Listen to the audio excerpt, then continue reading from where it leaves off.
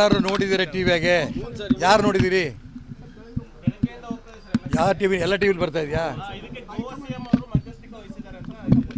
ಹಾಂ, ಈಗ ಅಲ್ಲ, ಈಗ ಮೋದಿಯವರೇ ಹೇಳಿದಾರಾ? ಮೋದಿ ಹೇಳಿದ ಟಿವಿಯಲ್ಲಿ ಬರ್ತಾ ಇದೆಯಾ ನೋಡಿ. ನಾನು ಇಲ್ಲಿಂದ ಶುರು ಮಾಡ್ಬೇಕು. ನೀವೀಗ ನರೇಂದ್ರ ಮೋದಿಯವರು ಮಾನ್ಯ HD ಕುಮಾರಸ್ವಾಮಿ ಅವ್ರನ್ನ ಕೇಂದ್ರದ ಮಂತ್ರಿ ಮಾಡ್ತೀನಿ ಅಂತ ಹೇಳಿದ್ದಾರೆ ಅಂತ ನೀವು ಹೇಳ್ತಾ ಇದ್ದೀರಿ. ಇದು ಸತ್ಯನಾ? ಇದು ಬರಬೇಕು ಪತ್ರಿಕೆ ಟಿವಿನಲ್ಲಿ. ಯಾಕಂದರೆ ಮತ್ತೆ ಈಶ್ವರಪ್ಪನಿಗೆ ಗೊತ್ತಿಲ್ಲದೆ ಏನೋ ಹೇಳಿಬಿಟ್ರು ಅಂತ ಹೇಳಿದ್ರೆ ಅದು ನಂದೆಲ್ಲ ತಪ್ಪು, ನಿಮ್ಮ ತಪ್ಪಾಗುತ್ತೆ ಪತ್ರಕರ್ತರದ್ದು. ಹೌದಲ್ಲ ಹೇಳಿ ಸರ್, ನೀವೆಲ್ಲ ಸೀನಿಯರ್ಸ್ ಇದ್ದೀರಿ. ನನಗೆ ಗೊತ್ತಿಲ್ಲ ಈ ವಿಷಯ. ಇದನ್ನು ಗೊತ್ತಿಲ್ಲದಿದ್ದು ನನ್ನ ಬಾಯಲ್ಲಿ ನಾನು ಉತ್ತರ ಕೊಡೋಲ್ಲ ಯಾವತ್ತೂ ಕೂಡ. ಆದರೆ ಒಂದು ಒಳ್ಳೆ ಸುದ್ದಿ ಹೇಳ್ತಾ ಇದ್ದೀರಿ.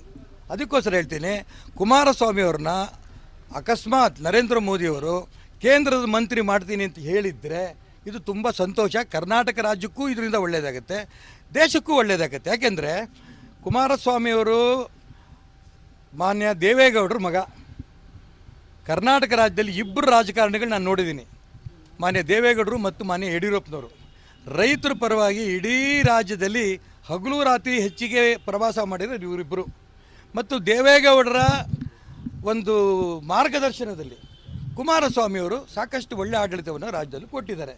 BJP JDS ಸಮ್ಮಿಶ್ರ ಸರ್ಕಾರದಲ್ಲೂ ಕೂಡ ಒಳ್ಳೆ ಹೆಸರು ಬಂದು ಮತ್ತೆ ಮತ್ತೆ ಮತ್ತೆ BJP ಗೆಲ್ಲೋದಕ್ಕೆ ಆ ಸಮ್ಮಿಶ್ರ ಸರ್ಕಾರದ ಸಾಧನೆಯೂ ಕೂಡ ಒಳ್ಳೆಯದು. ಆ ಸಾಧನೆಯಿಂದನೇ ಕುಮಾರಸ್ವಾಮಿ ಮುಖ್ಯಮಂತ್ರಿಗೆ ಆಗಿದ್ದರು, ಯಡಿಯೂರಪ್ಪನವರು ಉಪಮುಖ್ಯಮಂತ್ರಿ ಆಗಿದ್ದರು. ಇದು ನಮ್ಮ ರಾಜ್ಯಕ್ಕೆ ಹೆಚ್ಚಿನ ಲಾಭ ಆಯಿತು. ಅಲ್ಲಿಂದ BJP ಬೆಳೀತಾ ಬಂತು. ಈಗ ಕುಮಾರಸ್ವಾಮಿಯವರು ಈಗಾಗಲೇ BJP ಜೊತೆಗೆ JDS ಒಂದು NDAಗೆ ಬಂದು ಸೇರ್ಕೋತೀನಿ ಅಂತ ತೀರ್ಮಾನ ಆಗೋಗಿದೆ. ಇದನ್ನು ನಾನು ಆಗಲೇ ಸ್ವಾಗತ ಮಾಡಿದ್ದೀನಿ.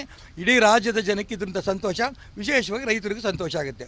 ಈಗ ಕುಮಾರಸ್ವಾಮಿಯವರು ಈ ರಾಜ್ಯದಲ್ಲಿ ಮತ್ತೆ ರೈತರಿಗೆ ಇನ್ನೂ ಹೆಚ್ಚಿನ ಅನುಕೂಲಗಳಾಗಬೇಕು ಅನ್ನೋದಾದರೆ ಕೇಂದ್ರದ ಮಂತ್ರಿ ಮಾಡ್ತೀವಿ ಅಂತ ನರೇಂದ್ರ ಮೋದಿ ಅವರು ಹೇಳಿದರೆ, ನೀವು ಹೇಳಿದ ಪ್ರಕಾರ ತುಂಬ ಸಂತೋಷದಿಂದ ನಾನು ಸ್ವಾಗತ ಮಾಡ್ತೀನಿ. ಸರ್, ಈಗ ಅದರಲ್ಲೂ ಕೂಡ ಮಂಡ್ಯದಿಂದ ಸ್ಪರ್ಧೆ ಮಾಡಿದ್ರೆ ಸರ್, ಈಗ ಸುಮಲತಾ ಅವರು ಪ್ರಪಂಚಕ್ಕೆ ನಾನು ಹೋಗಲ್ಲ.